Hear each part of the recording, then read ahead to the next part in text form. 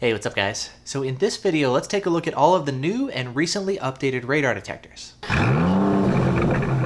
Now this should be a fun one. We're going to go ahead and talk about some of the latest updates as far as radar detectors, and then at the end, we're also going to be talking about the latest updates for laser jammers and dash cams. Now, starting right off, let's go ahead and dive in and start with the Redline 360C. This is a really interesting new radar detector. It's very promising. It retails for $749. Now, after a pretty bad initial launch, Escort released a firmware update, version 1.3, which has made the detector a lot better.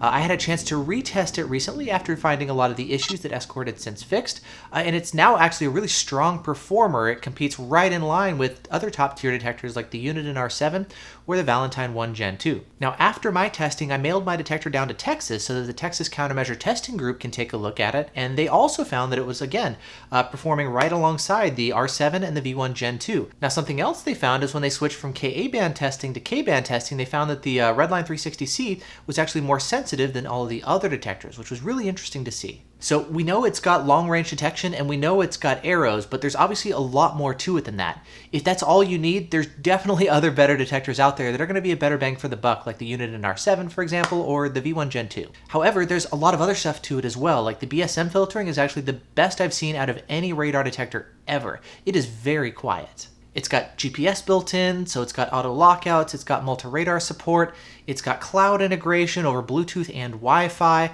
The updates over Wi-Fi make the update process a lot easier, way easier than like the Uniden R7, for example. It's RDD immune. It pretty much checks almost every single box that you could want. It's not a perfect detector, of course. There's still a couple things that I'd like to see resolved in actually the next coming update, which I'll talk about in just a second, but overall, it's easily one of the best radar detectors currently available on the market. Now, Escort has mentioned that next month here in August, they're also planning the next update, which should help improve some of the things like the arrow transitions, for example. I found a couple other things that I've reported since that I'm hopeful to see them actually work into the next update as well. But either way, it's looking really strong here so far, and I think it's only going to continue to get better. And so, yeah, it's looking like a really exciting new radar detector that's now available. Now, that said, it's been on back order here for a little while. Fortunately, Escort has started getting detectors in again, and so people who've been on back order, now their detectors have started shipping. So if you want one, you can go ahead and order, and it looks like detectors now finally, thankfully, are starting to ship once again. Now, down in the video description, I'll drop a link to where you can go purchase it, along with the test results that I've been talking about, and everything else that I mentioned here in this video as well. All that will be down there below. Next, moving on, let's talk about the new Escort Max 3. Now, this is kind of an interesting one in many ways. I was expecting it to be kind of like a Max 2, just with a new case and a new mount, but it turns out it's pretty different. One of the kind of surprising things is, unlike all the previous Maxes, the M5s or the M6s that had Escort's newer digital signal processing capabilities and signal analysis, this is kind of an older analog detector. Again, very surprisingly, despite the Max name. Now, they're calling it an M4 Plus detector. So we had like the IXC, which was their M4 Plus, kind of an updated version of the M4s that we saw in many other detectors. And now we have the M4 Plus, which is supposed to have improved performance over the M4 Plus, which gets a little bit confusing. But in terms of what all that means so far, in terms of range, this is actually performing better than the Max 360C, surprisingly. So whatever it is that they're doing here with this detector, despite it not being a traditional Max of what we think of, the performance is definitely there. It seems to be a lot like a Uniden R3, for example, also with great range, but with even better BSM filtering, plus your auto lockouts, your cloud integration. This now adds multi-radar detection capabilities, etc. And so it's $100 more than the R3, but again, for better BSM filtering and a lot of the kind of ease of use stuff, it seems like it's a pretty good option in that respect. Now, that said, there's also some issues that we've discovered here in the Max 3 in testing, specifically in terms of the ramp up and how the auto mode works. I talked about this in my last video actually testing the detector. I reported the results to Escort, and they're also working on an update for the Max 3 that should be available in August, firmware version 1.2, that should help address a lot of these issues, including the auto mode kind of backing down K-band sensitivity a little bit too much. Well, definitely too much when you're driving around kind of at lower speeds. So I'm glad to see that it's a promising detector so far that Escort is continuing to work on and refine and make better. Now, two of the new features that are available in both the Redline 360C and in the Max 3 are the new K-notch feature, as well as the auto JTK support. The K-notch is designed to help filter out some of the false alerts that may punch through from your Hondas and your Acuras, for example. It seems to actually work pretty well. It's not perfect, it's not going to filter out all of them, but it's definitely going to help make the detector quieter. The second one is going to be the auto JTK support, which if you have it plugged into a compatible Escort laser jammer like the ZR5 or ZW5, now finally, both of those two detectors have the ability to automatically shut off your laser jammers after several seconds, which is awesome. Now, these two features, the K-notch and the auto JTK support, this is also going to be coming to Escort's other detectors like the Max 360 and the Max 360C, for example. Escort has recently confirmed that. So for those of you who are running the Max 360 series detectors, you can expect an update coming for your detectors as well to help improve the BSM filtering and to give you auto JTK support if you're running with one of their laser jammers. Next, moving on to the Uniden R7. Now, the price of the R7 has actually gone up by $50. Instead of being $450, it's now $500. Now, the reason the price has gone up is there were actually a number of different dealers who were actually violating MAP and selling the detector too low, and a lot of the dealers were then having to kind of race to the bottom in terms of pricing. Now, those dealers have actually been cut off since, and they brought the detector back up to MAP where Uniden actually wants it to be sold. So the detector is now available for $500 instead of $450. Now, I know a lot of you guys have been asking about auto lockouts, so let's talk about that. So first, there is a patent that expired from Escort actually last month back in June. So for that specific patent for auto lockouts, that patent no longer applies. However, there is another patent that still does apply for auto lockouts that also incorporates their speed-based auto muting capabilities. So at higher and lower speeds, it can automatically adjust the sensitivity of the detector. That patent also talks about lockouts, and that patent is actually valid until 2027, about 6.5 years from now. So unfortunately, there's still another patent for those of you guys who've been wanting auto lockouts for the R7 that still applies for, well, until 2027. Now, that said, the lawsuit between Escort and Uniden over lockouts has actually recently ended. I don't know all the details as far as kind of what's come of the lawsuit and who's won or any of that kind of stuff or what that means in terms of auto lockouts for Unidens or just lockouts in general, but I expect that now that the lawsuit is finished and things are kind of winding down, we should expect to have more information soon. So thank goodness in that respect. And as I get more information, I'll definitely keep you guys posted. Next, let's talk about the Valentine 1 Gen 2.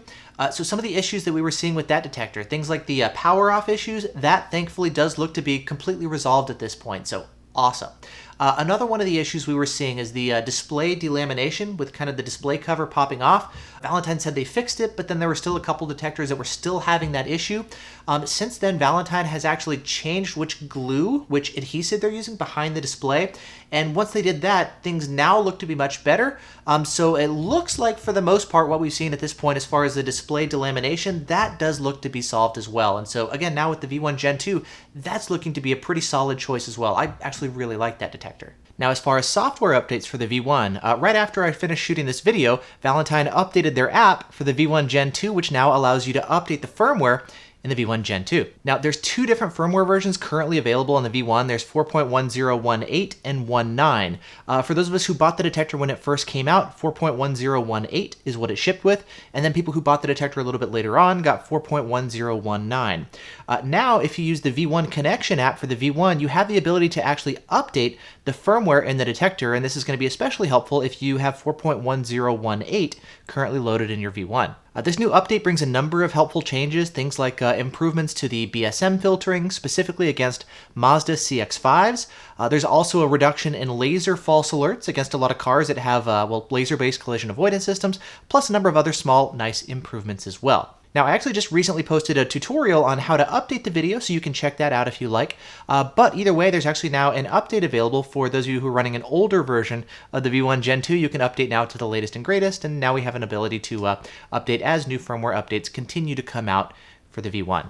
And then finally, as far as radar detectors, let's talk about the Rocky Mountain Radar Judge 2.0. I did a video, kind of a quick hands-on look at the detector, the settings, and just a basic overview of the detector. And then right after I shot that video, the next day I went and mailed it out to Variable Wave on RDF so he can actually go and do some testing with it. And in his test, the Rocky Mountain Radar Judge 2.0 came in last place, compared to many of the other cheaper detectors like the Uniden DFR7 or DFR9 or Redenso XP. It even lost to some detectors like the Whistlers and the Cobras, for example. Now, this is a $400 detector, but it performs actually like a low-end detector. It doesn't perform like a mid-range detector. Rocky Mountain Radar, of course, is advertising their scrambling capabilities, which doesn't work at all. They're pricing it as kind of more like a mid to potentially even higher-end detector, let's say kind of upper mid-tier as far as their pricing. But again, no scrambling capabilities. There's no GPS functionality at all. So in the city, you're going to get a ton of false alerts. There's no lockouts. There's no red light camera alerts. It's just a basic, simple radar detector with honestly low-end performance. And so we got some more test results on the Judge. And again, they're not looking good for Rocky Mountain Radar. And so as always, definitely don't recommend the Rocky Mountain Radar detectors. But again, we've got more concrete information and test results to share here with you. And again, like everything else, I'll link to those test results down in the video description as well. Next, moving on to laser jammers. Let's start with the AntiLaser Priority. Now, there's actually a bug currently with the ALP, and this issue actually applies if you're running specifically an ALP with TX heads. And the issue is against the DragonEye guns, there's a couple instances to where you may actually get punch-throughs with some of the newer firmwares of the ALP that didn't actually happen before. With some of the older firmwares, it would go totally jammed a gun, but some of the more recent firmwares would actually lead to punch-throughs. This only happened if you're running the TX sensor. If you were running all regular heads on that side, it's still going to go jam to gun even with the current firmware. So luckily ALP knows about this issues. They figured out what the problem is, and so for those of you who run an ALP, you can expect an update coming to help improve DragonEye jamming capabilities, specifically if you're running a TX head. So if that applies to you and you face a lot of DragonEye, definitely keep your eyes peeled for that update. Next, we can talk about Laser Interceptor. Kind of surprised to be talking about that here, but it looks like they've got another version of the Laser Interceptor called the LI Speedom. I'm not sure if it's pronounced Speedom or Speedom or whatever you want to call it, but basically it looks like a Laser Interceptor just with physically smaller heads. Now, we don't have a lot of information about it yet, and I don't even know if it's going to be coming to the North American market or if it's just going to be sold overseas. People have asked about DragonEye jamming capabilities, and it looks like they're kind of struggling still with their DragonEye stuff, which is one of the big reasons why it pretty much just kind of went under here in the US. CPU limitations and stuff. I don't know if the CPU has been upgraded to handle a lot of the new VPR stuff that it's going to need if it wants to be sold here in North America. So there's, anyway, a lot of stuff that we don't know about it yet, but it looks like there's a new version of the LI that's in development. Now, on one of the international Facebook pages for Laser Interceptor, they've actually posted a video of the new versions of the LIs in action. Stalker. Jamming sequence is activated. Please slow down. Marksman, or Ultralight, LTI 2020. Jamming sequence is activated. Please slow down. So yeah, it looks like there's a new version of Laser Interceptor that's in the works as well. And again, as I get more information, especially if it's something that applies here in the North American market, I'll keep you guys posted on that too. Moving on next to dash cams, the Viofo A119 V3, great budget dash cam. This actually got a pretty awesome new firmware update, firmware version 2.0. This is going to be adding new features like 1440p at 60 FPS instead of 30. Additionally, they've added a bunch of other things like HDR support, some additional parking mode capabilities, etc. So for those of you who run an A119 V3, you can go ahead and grab the update for that to get 1440p 60, which is a pretty cool new update. And then finally, a quick note about Blackvue. I don't know about their DR900X that's supposed to come out, but it looks like pre-orders are now available for the DR750LTE. It's going to be shipping next month, and it looks like it's basically an updated version of the DR750S, except now if you want to connect to the cloud, instead of having to have a Wi-Fi hotspot in your car, you can now just plug in a SIM card, and it has its own LTE connection, a data connection, to connect to the cloud directly, which I think is pretty helpful. Additionally, it looks like compared to the DR750S, the case has been redesigned. There's additional heat sinks and stuff just to help with a lot of the heat dissipation for the additional heat that the LTE chip is going to generate. But the big difference here is that it now actually has an LTE chip built directly into the dash cam, which I think is really, really helpful. It's kind of a pain in the butt to get a Wi-Fi hotspot in your car, both when you're driving as well as when you're parked. Now, I've actually got one coming in here for test and review, and once it comes in, I'm going to spend some time, of course, testing it, driving with it, and comparing it to Blackvue's other dash cams and talking about this stuff in more detail. So once I have all that stuff, I'll be posting that video as well. But it's currently available for pre-order, and then it's going to start shipping here next month in August. And so with all that said, yeah, that's all the latest updates as far as new radar detectors, laser jammers, and dash cams. If you want more information, again, links in the video description to all this kind of stuff. And then I guess that's it for now. So thanks so much for watching. Hope you're all doing awesome, and I'll see you in the next video. Bye.